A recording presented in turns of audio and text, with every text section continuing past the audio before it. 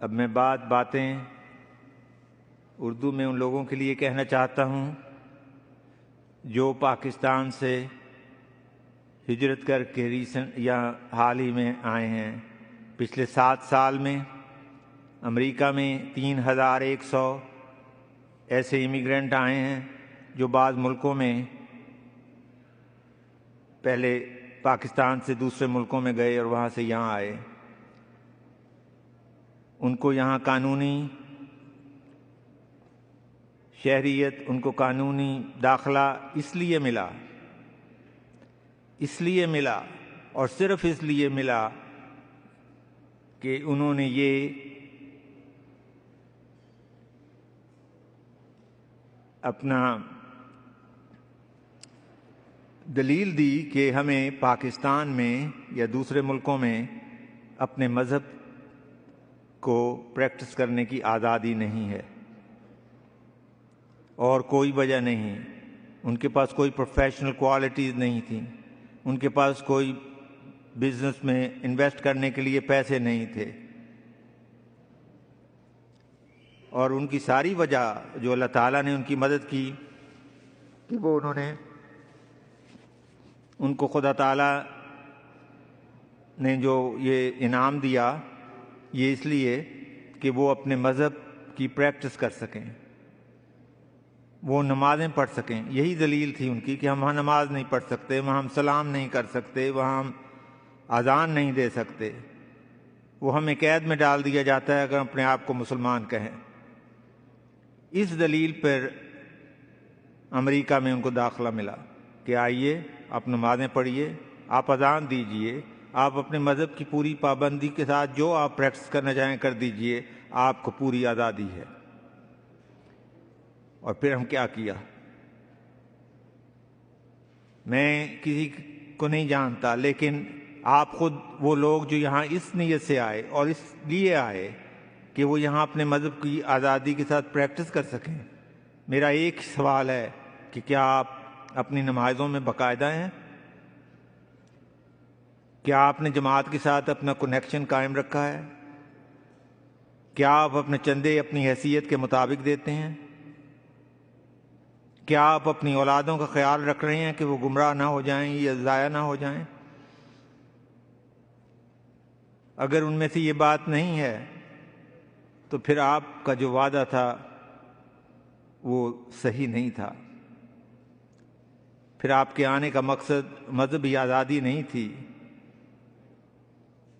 آپ کے آنے کا مقصد احمدیت کے ساتھ اس تعلق کو اور اپنی اولادوں کے اندر اس تعلق کو قائم رکھنا، آگے لے جانے کے لیے نہیں تھا، بلکہ چند ڈالروں کے لیے تھا۔ اور میں جانتا ہوں کہ میجورٹی اس نیت سے نہیں آئی تھی، پر یہاں آ کے پیسے کے لالچ نے ان کو جماعت سے دور کرنا شروع کر دیا۔ ایسے بھی لوگ ہیں جنہوں نے آ کے یہاں باہر شادیاں کر لیں،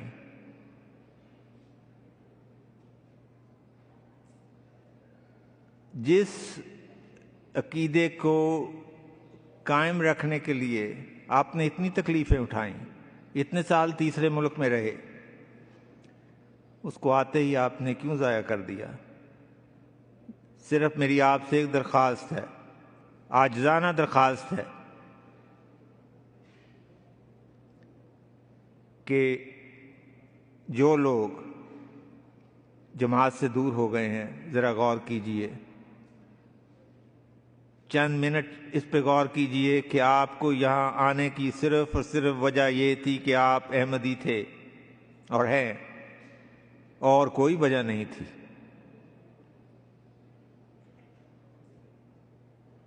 تو جماعت اور خلافت کے ساتھ اس تعلق کو نہ توڑو،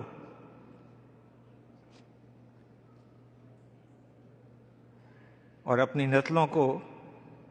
اس چند پیسوں کے لیے ضائع نہ کریں، پلیز ضائع نہ کریں۔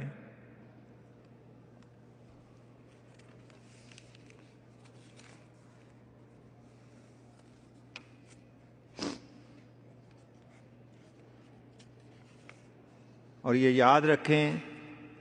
کہ اللہ تعالیٰ قرآن مجید میں فرماتا ہے، اور اگر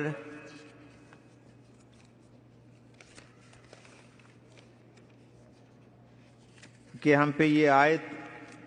کا اطلاق نہ ہو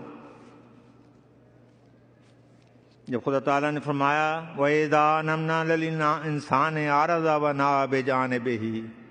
وَإِذَا مَسَّهُ الشَّرُّ كَانَ يَئُوسًا، کیسا ناشکرا انسان ہے کہ جب ہم انسان پر انعام کرتے ہیں تو وہ اعراض کرتا ہے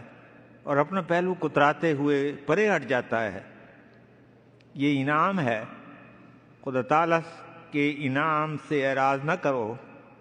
اور اس سے پہلو کتراتے ہوئے پرے نہ ہٹ جائیں۔ اور آگے خدا فرماتا ہے وَإِذَا مَسَّهُ الشَّرُّ كَانَ يَئُوسًا، اور جب اسے کوئی شر پہنچے تو سخت مایوس ہو جاتا ہے۔ وہ آپ کی مایوسی کا عالم تھا جب آپ نیپال اور سری لنکا اور تھائی لینڈ اور ملیشیا میں دھکے کھا رہے تھے۔